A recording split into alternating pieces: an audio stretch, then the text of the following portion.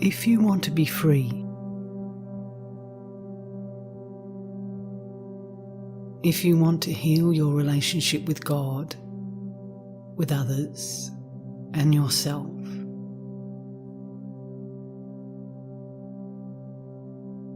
enter your inner room,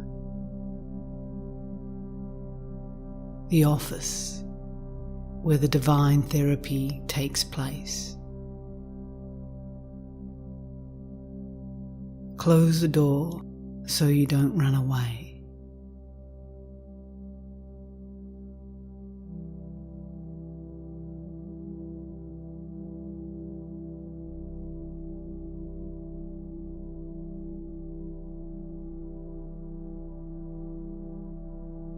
Quiet your interior dialogue so that you can listen to what the Spirit is saying to you.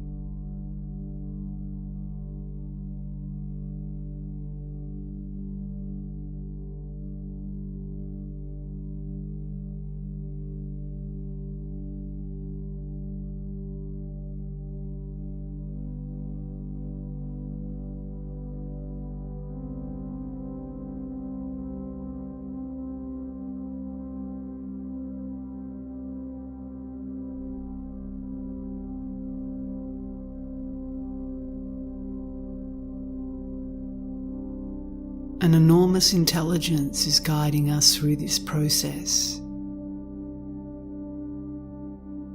with a love that is unconditional and determined to bring about this healing, whatever the cost to itself.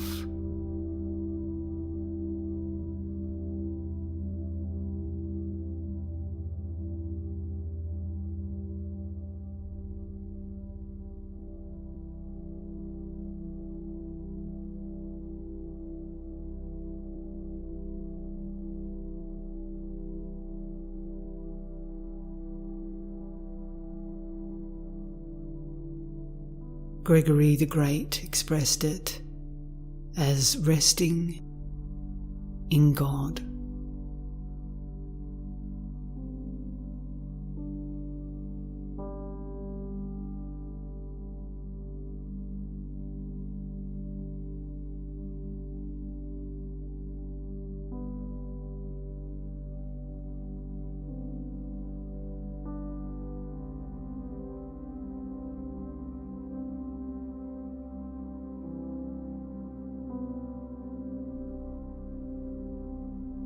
Don't judge centering prayer on the basis of how many thoughts come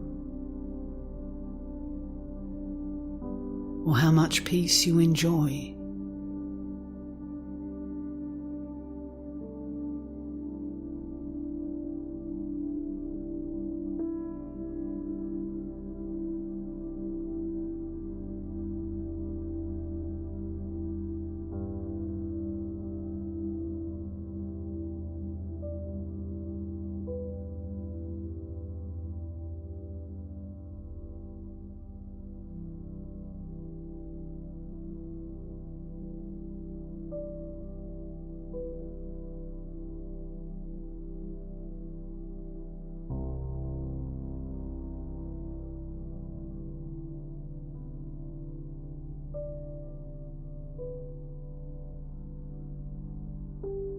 The deeper one's awareness of one's powerlessness, and the more desperate,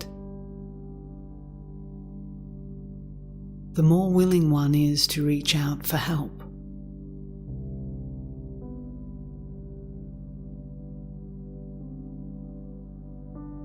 This help is offered in the next two steps.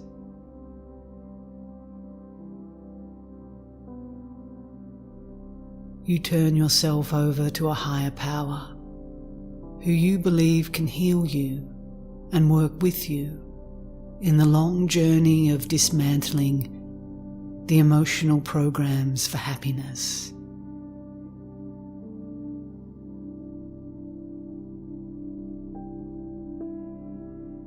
They are the root causes of all our problems.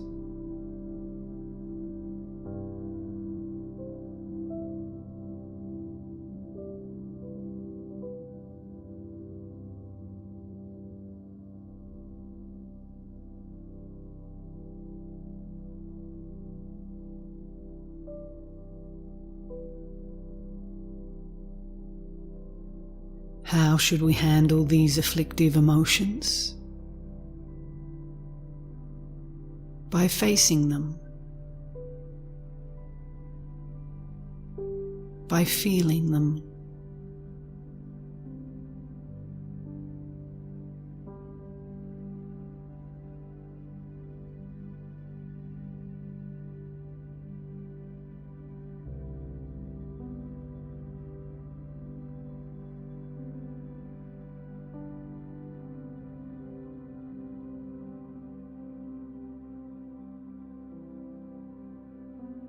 feelings that have been repressed have to be allowed to pass through our awareness once again in order to be left behind for good.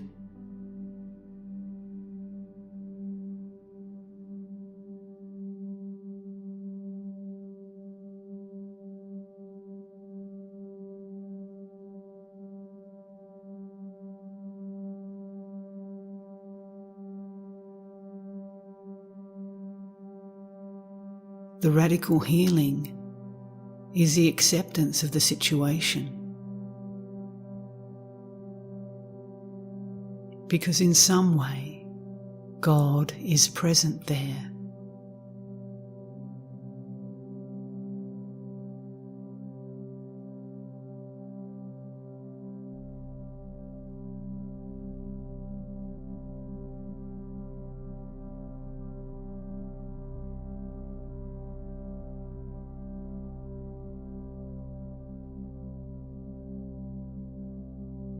The real work of prayer is just to get rid of the very assumption that was the foundation of all these other modes of prayer.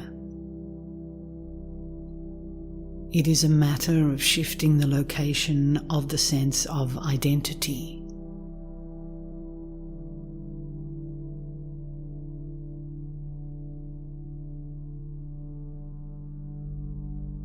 The false self is deeply entrenched.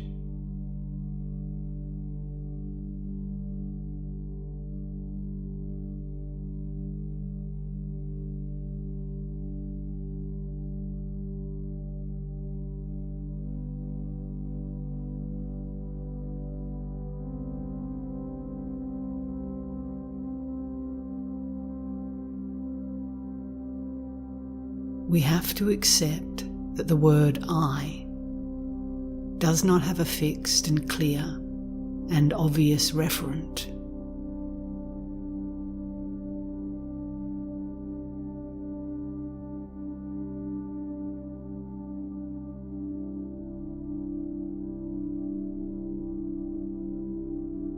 This is where the transformation that we undergo becomes more and more radical with each breakthrough or illumination.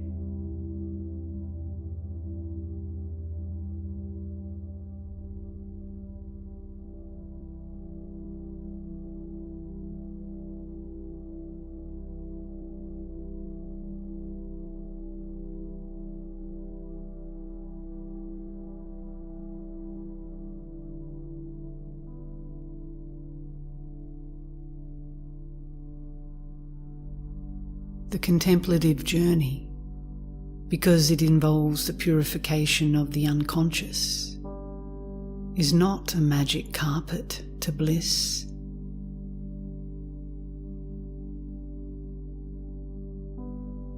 It is an exercise of letting go of the false self, a humbling process,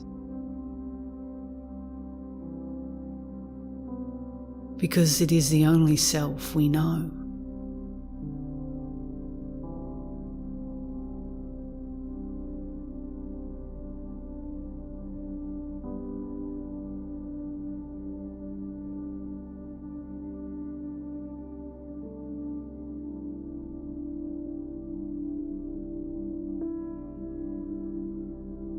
Nothing is more helpful to reduce pride than the actual experience of self-knowledge.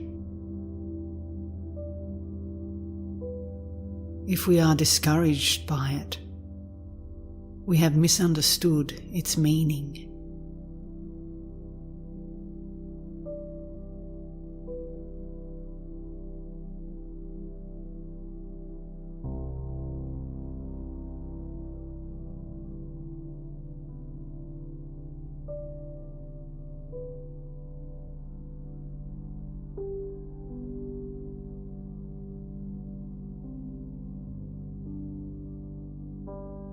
God has not promised to take away our trials, but to help us change our attitudes towards them.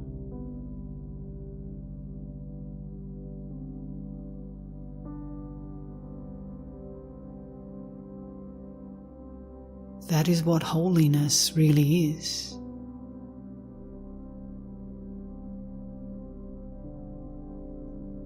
In this life, happiness is rooted in our basic attitude toward reality.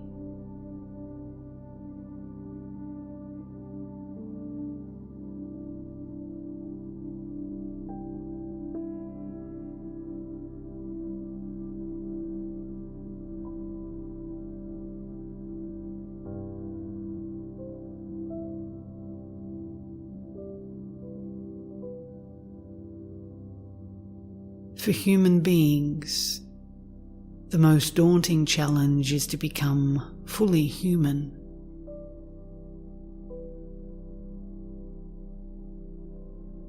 For to become fully human is to become fully divine.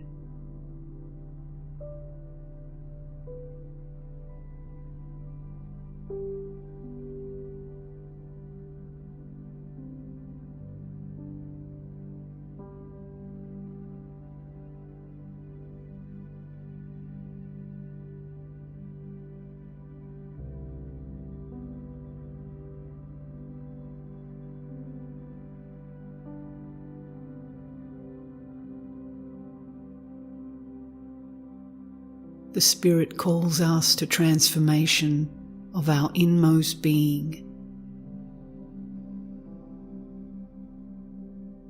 and indeed of all of our faculties,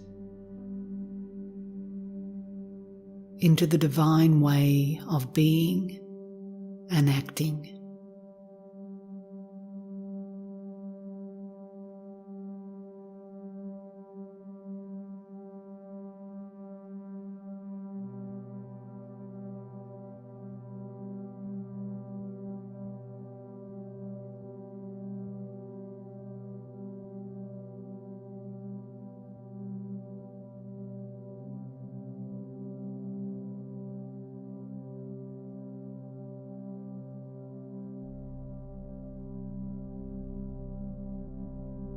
Divine love picks us up when we sincerely believe nobody else will.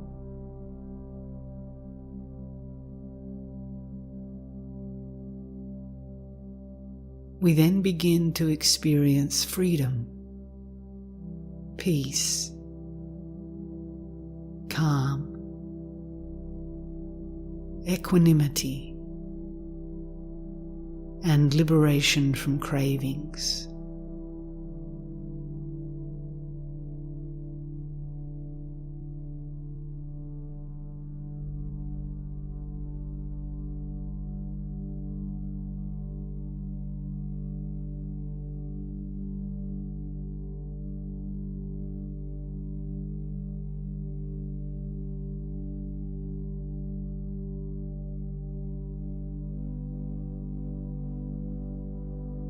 A total surrender of ourselves to the spiritual journey is required.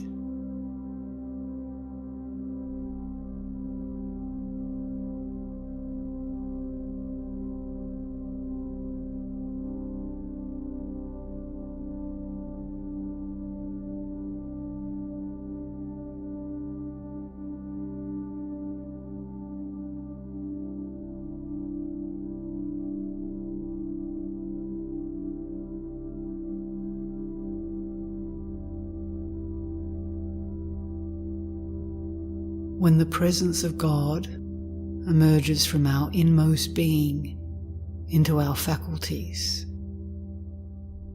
whether we walk down the street or drink a cup of soup. Divine life is pouring into the world.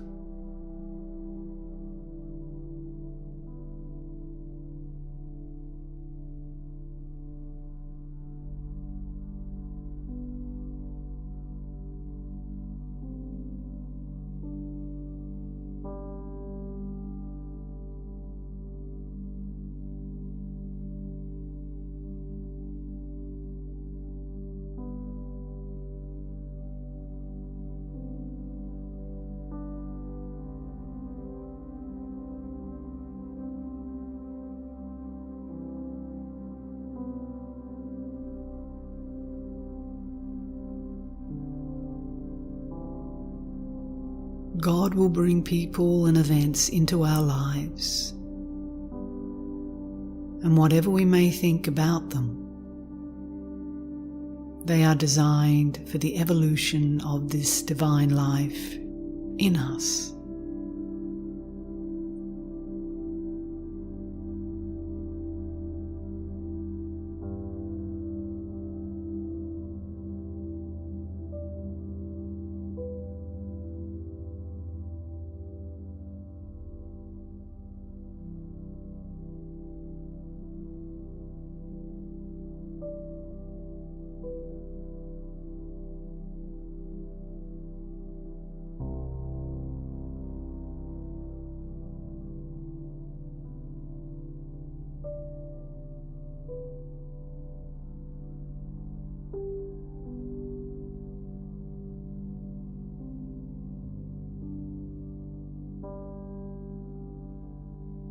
Gifts of the Holy Spirit grow in direct proportion to the depth and sincerity of our love.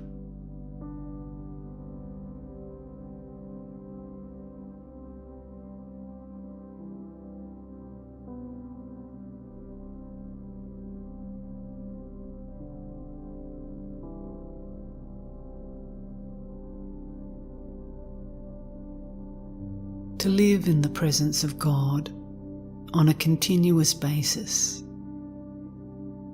can become a kind of fourth dimension to our three-dimensional world.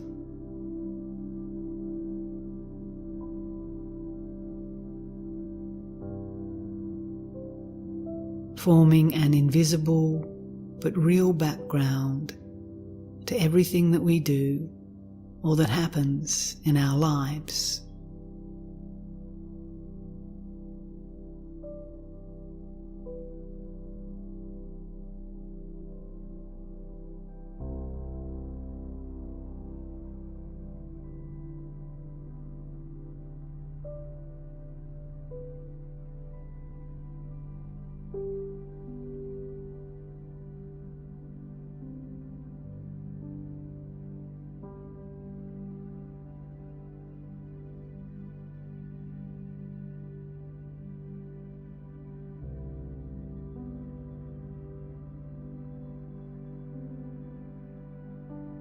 Silence is God's first language. Everything else is a poor translation.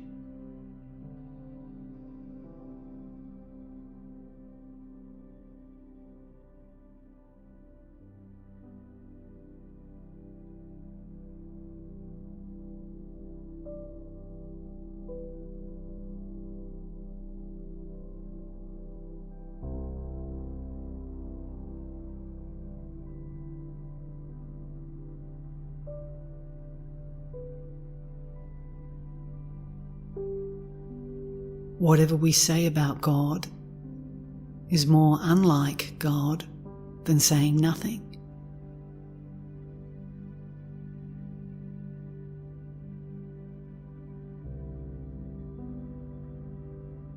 If we do say something,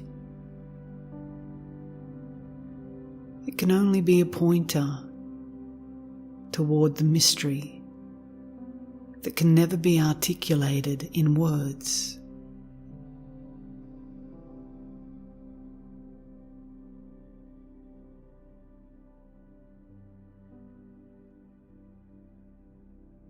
all that words can do is point in the direction of the mystery.